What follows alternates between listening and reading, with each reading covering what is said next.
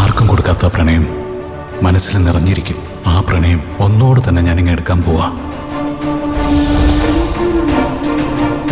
അച്ഛാ, ഈ അങ്കിളാ ദേവചേച്ചി കല്യാണം കഴിക്കാൻ പോകുന്നേ. എന്താ ആളുടെ പേര്? സന്ദീപ്. സന്ദീപും ദേവൂട്ടിയും നല്ല ചേർച്ചയുണ്ട്.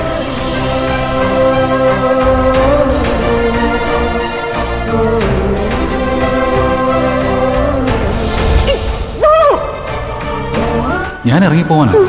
ദേവൂട്ടി, തനിക്ക് എന്താ പറ്റിയേ?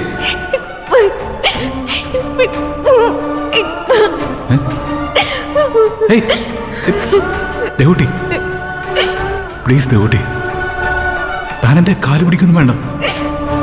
എന്നെ കാണുന്ന പോലും തനിക്ക് വെറുപ്പാണെങ്കിൽ ഞാൻ പോയേക്കാം. ഞാൻ പോയേക്കാം.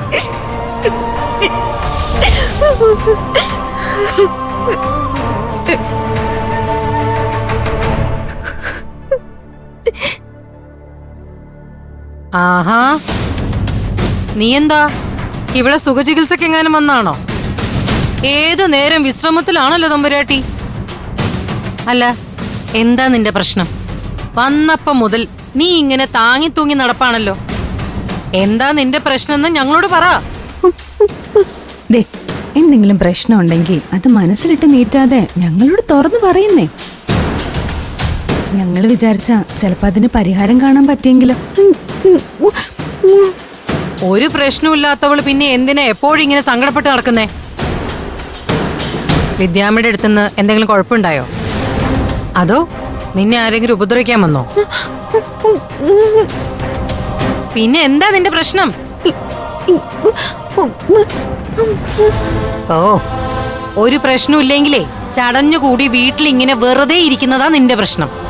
ദേ, ഇവിടുത്തെ എല്ലാ ജോലിയും ചെയ്യാൻ ഇപ്പൊ ഞാൻ ഒറ്റയ്ക്കേ ഉള്ളൂ. എന്തായാലും നീ ഇവിടെ പുറത്തേക്ക് വന്നല്ലോ. ഇനി പഴയതുപോലെ വീട്ടു ജോലിയൊക്കെ ചെയ്യാൻ എന്നെ നീ ഒന്ന് സഹായിക്കണം.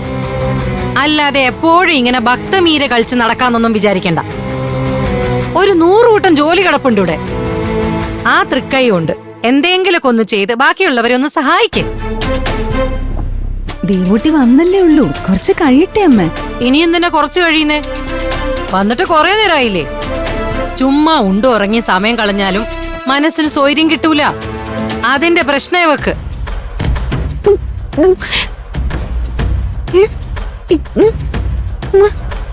ഇനി ചെയ്യേണ്ട ജോലിയുടെ ലിസ്റ്റ് ഞാൻ തന്നെ തരണോ? ഇവിടുത്തെ ഓരോ കാര്യങ്ങൾ കണ്ടറിഞ്ഞ് ചെയ്തൂടെ നിനക്ക്?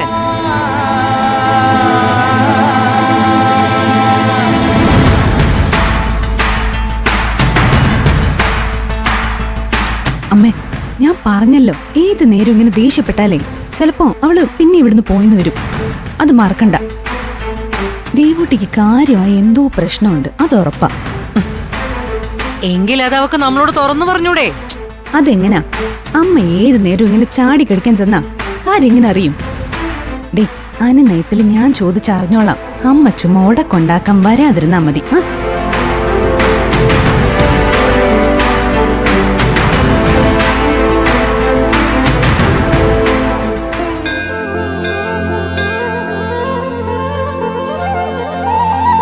ഏതായാലും ഒരു കാര്യം ഉറപ്പാ, ആ അമ്മയും മോനും ഈ മണ്ണിൽ നിന്ന് തിരിച്ചു പോകാതെ ദേവൂട്ടി ഇനി പൂക്കടയിലേക്ക് വരില്ല. ഇവിടേക്കെന്നല്ല, വീട് വിട്ട് ആ കുട്ടി എങ്ങോട്ടേക്കും പോവില്ല. അങ്ങനെയാ സംസാരത്തിൽ എനിക്ക് മനസ്സിലായത്. എന്റെ ദേവി, എന്നും നിനക്ക് മാല ചാർത്തി പ്രാർത്ഥിക്കുന്ന എന്റെ ദേവൂട്ടിക്ക് ഇങ്ങനൊരവസ്ഥ വന്നല്ലോ. പാവം എന്റെ കുട്ടി എന്തുമാത്രം ഉള്ളിൽ കരയുന്നുണ്ടാവും. അവൾക്ക് നല്ല സങ്കടമായിട്ടുണ്ട്. അതുപോലെ തന്നെയാ ആ ചെറുപ്പക്കാരന്റെ കാര്യവും. അയാളോട് ഞാനിതൊന്നും പറയണ്ടെന്ന് കരുതിയതാ. പക്ഷേ ഒന്നും അറിയിക്കാതിരുന്ന അയാൾ ദേവൂട്ടിയെ കാണാനുള്ള ശ്രമം തുടരും. അത് രണ്ടുപേർക്കും വീണ്ടും പ്രശ്നമായി വരില്ലെന്ന് ആലോചിച്ചപ്പോ പറയുന്നതാ നല്ലതെന്ന് തോന്നി. അറിഞ്ഞപ്പോ അയാളും ആകെ സങ്കടത്തിലായി. ഒരു കണക്കിന് ഇതിങ്ങനെയൊക്കെ ആയിത്തീർന്ന നന്നായി. ആ അമ്മയും മകനും ഇവിടുന്ന് പോയാല് ദേവൂട്ടിക്കും അതൊരാശ്വാസമാകും. പയ്യെ പയ്യെ അവളെല്ലാം മറന്നു തുടങ്ങും. ഇവിടെയും അമ്പലത്തിലും വിദ്യാമ്മയുടെ അടുത്തൊക്കെ ആവുമ്പോ അവൾക്കതിന് വേഗം കഴിയും. അമ്മ ചിലപ്പോൾ മടങ്ങിപ്പോകുമായിരിക്കും. പക്ഷേ മകന്റെ കാര്യം സംശയമാ. അയാൾക്ക് അത്ര പെട്ടെന്നൊന്നും ദേവൂട്ടിയെ മറക്കാൻ പറ്റില്ലെന്നാ എന്റെ ഒരു തോന്നൽ. ആ ചെറുപ്പക്കാരൻ ആളൊരു നല്ല മനസ്സുള്ളൊരു വ്യക്തിയായിട്ടാ എനിക്ക് മനസ്സിലായത്. സന്ദീപ് അങ്കിളല്ലേ അച്ഛാ? ആ അങ്കിള് പാവാ. പാവങ്ങളാണ് മോളെ ഏറ്റവും കൂടുതൽ പരീക്ഷിക്കപ്പെടുന്നത്. അതുകൊണ്ടാ നമുക്കിങ്ങനെയൊക്കെ സങ്കടപ്പെടേണ്ടി വരുന്നത്. എല്ലാം ശരിയാവും. അമ്മയുടെ മുമ്പിൽ വീണപേക്ഷിക്കുന്നവരല്ലേ നമ്മള്. അമ്മ കൈവിടില്ല. ഉം. ആ വിശ്വാസത്തിലല്ലേ നമ്മളൊക്കെ എന്നും ജീവിച്ചു പോകുന്നത്. നേരെ ഒരുപാടായി. എന്നാ ഞങ്ങൾ അമ്പലത്തിൽ പോയി തൊഴുതിട്ട് വരട്ടെ. ആ. ആ. വാ, ഒരു ഹാരം എടുത്തോളൂ. ദാ മോളെ. ദാ. ആ വെച്ചോളൂ തിരുമേനി. പോയിട്ട് വന്നിട്ട് വാങ്ങാം. ആ, അത് വേണ്ട, ഇരിക്കട്ടെ. ശരി, വാ മോളെ.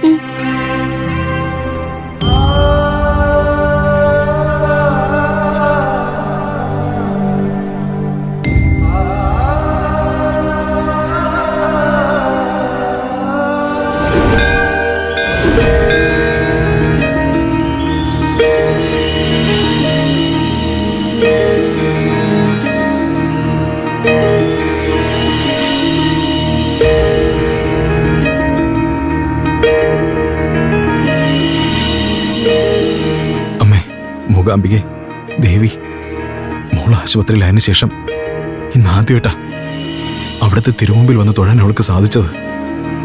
എന്റെ കുഞ്ഞിന് 1000 ആരോഗ്യ സൗഖ്യങ്ങൾ കൊടുക്കണേ ദേവി.